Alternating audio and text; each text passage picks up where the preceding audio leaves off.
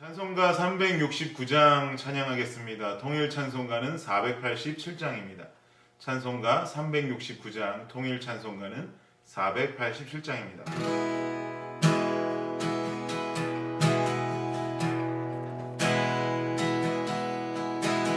죄짐 맡은 우리 구주, 어찌 좋은 친구인지,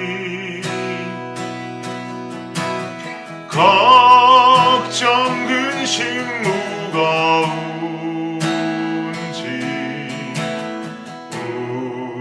우리 주께 맡기세.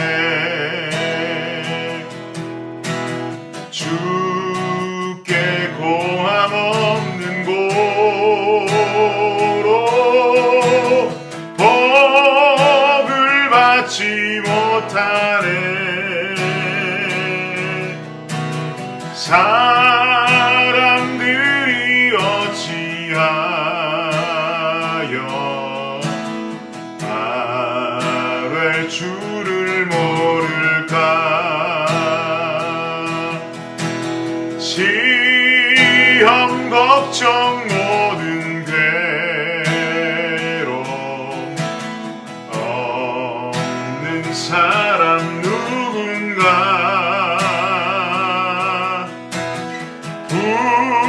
부질없이 낙심 말고 기도드려 아뢰세. 이런 진실하신 친구 찾아볼 수 있을까. 우리 약함 아시오니 어찌 아니하랄까. 근심 걱정 무거운지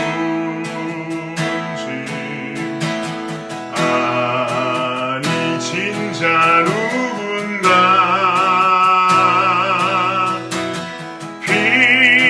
피난처는 우리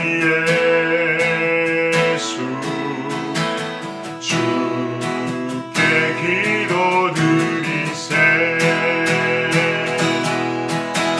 세상 친구 멸시하고 너를 조롱하여도 예수 품에 안기어서 참된 위로 받겠네. 3절입니다. 근심 걱정 무거운지 아니 진짜 누군가.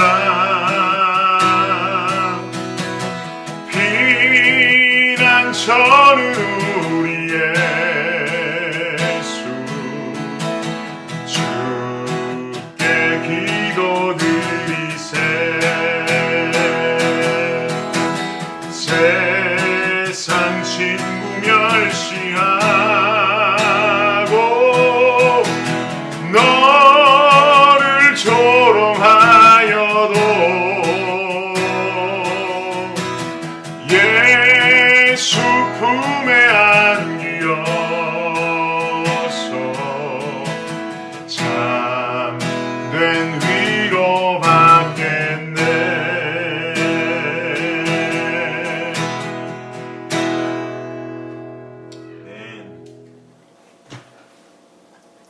로마서 1장 26절부터 32절까지 말씀입니다. 로마서 1장 26절부터 32절까지 말씀입니다. 우리 한 목소리로 함께 읽도록 하겠습니다. 시작. 이 때문에 하나님께서 그들을 부끄러운 욕심에 내버려 두셨으니 곧 그들의 여자들도 순리대로 쓸 것을 바꾸어 영리로 쓰며 그와 같이 남자들도 순리대로 여자 쓰기를 버리고 서로 향하여 음욕이 부릴 듯하며 남자가 남자와 더불어 부끄러운 일을 행하여 그들의 그릇됨에 상당한 보응을 그들 자신이 받았느니라. 또한 그들이 마음에 하나님 두기를 싫어하며 하나님께서 그들을 그 상실한 마음대로 내버려 두사 합당하지 못한 일을 하게 하셨으니 곧 모든 불의, 추악, 탐욕, 악의가 가득한 자요, 시기, 살인, 분쟁, 사기, 악독이 가득한 자요, 수군수군하는 자요, 비방하는 자요, 하나님께서 미워하시는 자요, 능욕하는 자요, 교만한 자요, 자랑하는 자요, 악을 도모하는 자요, 부모를 거역하는 자요, 우매한 자요, 배약하는 자요, 무정한 자요, 무자비한 자라. 그들이 이 같은 일을 행하는 자는 사형에 해당한다고 하나님께서 정하심을 알고도 자기들만 행할 뿐 아니라 또한 그런 일을 행하는 자들을 옳다 하느니라. 아멘. 인간의 본성은 선한 존재인가 아니면 악한 존재인가에 관한 질문들을 한 번씩은 가져보셨을 것입니다. 중국의 철학자라고 할 수 있는 맹자는 인간은 본래는 선한 존재이다 라는 주장을 펼쳤습니다. 우리는 이를 성선설이라고 윤리 시간에 배웠던 기억이 납니다. 그에 반해서 순자라고 하는 자는 인간이라는 존재는 본래 자체가 악한 근성을 가지고 있다라고 말하면서 성악설을 주장했었습니다. 그리고 순자는 함께 주장하기를 인간이라는 존재는 본래부터는 악한 존재이고 성악설에 맞는 존재이나 인간에게 주어진 인생을 통해 그의 성장 과정과 인생의 훈련을 통해서 그 악한 본성이 결국은 선함으로 변할 수 있다라는 주장도 함께 펼쳤습니다. 여러분의 생각은 어떠십니까? 인간은 본래부터 악한 존재입니까? 아니면 선한 존재입니까? 여러분의 생각은 성악설에 있습니까? 성선설에 더 가까우십니까?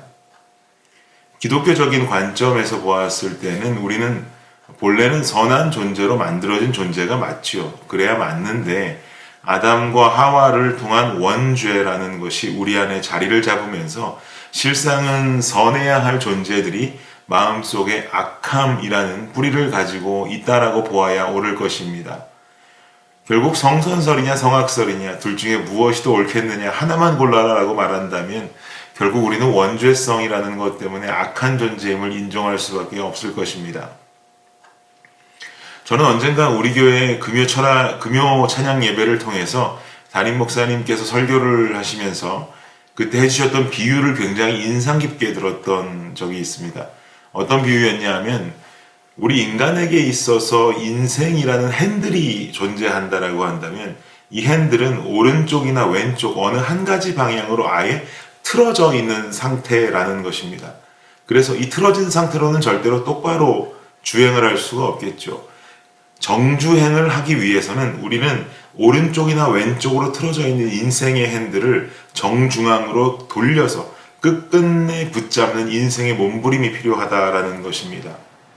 이 핸들을 아무 생각 없이 놓쳐버리는 순간 원래 우리는 디폴트로 설정이 되어 있는 우측이든 좌측이든 죄의 근성의 자리로 우리 핸들은 이미 너무나 빨리 돌아가 버리게 된다라는 것이죠.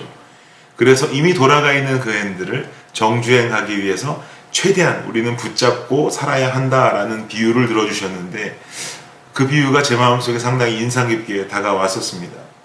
맞습니다. 우리에게 죄성이라는 것 당연히 있지요. 원죄 있습니다. 편안하게 마음을 놓으면 선함으로 흘러가는 인생이 아니라 편안하게 마음 놓으면 결국은 악함으로 더 쉽게 흘러가 버리는 인생이 바로 우리네 삶의 특징이 될 것입니다. 오늘 보면 28절 말씀 한번 보십시오. 함께 읽어볼까요? 시작. 또한 그들이 마음에 하나님 두기를 싫어하며 하나님께서 그들을 그 상실한 마음대로 내버려 두사 합당하지 못한 일을 하게 하셨으니 하나님께서 그들을 상실한 마음으로 내버려 두셨다라고 말하죠. 여기서 그들은 누구를 말하는 걸까요? 복음에 대해 알고는 있으나 믿지 못하는 자들, 그리고 예수 그리스도의 존재를 믿지 못하고 스스로 나는 지혜에 있다라고 착각하면서 살고 있는 사람들, 결국엔 하나님의 영광을 거짓된 우상단지들에게 돌리는 자들을 말합니다. 제가 지금 드린 이야기는 제 생각이 아니라 로마서 1장 21절부터 23절까지의 열거되어진 내용을 다시 말씀드리는 것입니다. 한마디로 예수를 믿지 않는 자들, 마음에 하나님 두기를 싫어하는 자들을 하나님께서는 그냥 내버려 두신다라는 거죠. 그러면 28절에 이들에게 보여지는 특별한 행동 양상은 뭐라고 말하는가? 합당하지 못한 일을 하게 된다라는 것입니다. 이런 자들 그냥 내버려 두면 합당하지 못한 일 한다라는 거죠. 그 합당하지 못한 일은 그럼 과연 어떤 일을 말하는 것일까요? 오늘 본문 28절 위에 나오는 이야기, 그리고 또 아래에 나오는 이야기가 이러한 사람들이 보여지는 행동 양상, 이러한 사람들에게 보여지는 특별한 죄된 모습을 그대로 다 열거해 놓고 있습니다. 먼저 28절 위에 등장하는 27절 말씀 함께 한번 보십시오. 그와 같이 남자들도 순리대로 여자 쓰기를 버리고 서로 향하여 음욕이 부릴 듯하며 남자가 남자와 더불어 부끄러운 일을 행하여 그들의 그릇됨에 상당한 보응을 그들 자신이 받았느니라. 네, 27절 말씀, 남자가 순리대로 여자 쓰기를 버리고 서로 향하여 남자끼리 더불어 부끄러운 일을 행한다. 동성애를 말하는 것이죠. 동성애가 죄냐 아니면 죄가 아니냐라는 문제로 여러 가지 교계에서도 의견이 갈리곤 합니다. 요즘은 동성애가 죄가 아니다라고 주장하는 목사님들의 목소리도 들리더라고요. 그러나 성경은 분명히 말합니다. 동성애는 죄가 맞습니다. 확실히 맞습니다. 상식이라는 것과 잘못된 긍휼함이 진리를 왜곡해서는 절대로 안 됩니다. 진리는 살아있고 진리는 인정되어져야만 하는 것이고 이 진리 속에서 그들을 제대로 된 길로 이끌어가는 것이 바로 진정한 긍휼이고 진정한 지혜 있는 자의 모습이 될 것입니다. 그리고 27절 이하에 있는 29절부터 31절까지 말씀도 한번 보십시오. 좀 긴 말씀이지만 제가 다시 한번 읽어드릴게요. 곧 모든 불의, 추악, 탐욕, 악의가 가득한 자요 시기, 살인, 분쟁, 사기, 악독이 가득한 자요 수군수군하는 자요 비방하는 자요 하나님께서 미워하시는 자요 능욕하는 자요 교만한 자요 자랑하는 자요 악을 도모하는 자요 부모를 거역하는 자요 우매한 자요 배약하는 자요 무정한 자요 무자비한 자라. 지금 제가 읽어드린 이 세 구절에서 그야말로 죄악 종합 선물 세트가 등장했습니다. 불의, 추악, 탐욕, 악의, 시기, 살인, 분쟁, 악독, 비방, 교만. 그런데요, 읽어가다 보니까 쭉 이러한 죄악 종합 선물 세트들을 읽어가다 보니까 제 가슴이 갑자기 뜨끔하더라고요. 아까 27절에서도 읽었었고 그리고 29절부터 31절까지도 이 열거되어지는 이 모든 죄악들 그 중에서요 동성애, 살인, 사기 이런 것들은요 우리의 삶의 모습과는 직접적인 연관성은 없어 보이는 단어들입니다. 이 단어들이 마음에 하나님 두기 싫어하는 자들에게서 보여지는 특징이라는 것이 다행처럼 여겨지는데 그런데 제 가슴이 뜨끔했던 이유는 뭐냐 하면 동성애, 살인, 사기 이 단어들 말고 또 등장하고 있는 나머지 단어들 때문에 그렇습니다. 예를 들자면 탐욕, 시기, 분쟁, 비방, 교만 이런 단어들 말이죠. 여러분 지금 제가 가슴 뜨끔했다고 하는 이 단어들에 대해서 나랑은 전혀 상관없는 이야기다라고 자유하실 수 있는 성도님들 계십니까? 저는 이 단어들에 대해서 절대로 자유할 수 없는 자입니다. 저도 시기하고요. 저도 때로는 분쟁 일으키는 것 같고요. 때로는 교만하기 이를 데 없는 자인데 이러한 특징이 하나님을 마음에 두기 싫어하는 자들에게서 나타나는 모습이다라고 오늘 본문은 말하고 있습니다. 오늘 말씀을 묵상하면서 제 마음속에 들었던 생각은요. 야, 이거 예수님 그냥 믿으면 안 되겠구나라는 생각이었습니다. 여러분 예수님 믿으려면요. 그냥 믿어서는 안 되겠습니다. 예수님 믿으려면요. 제대로 믿어야겠습니다. 분명한 변화의 열매를 위해서 우리는 끝내 몸부림쳐야만 하는 것이죠.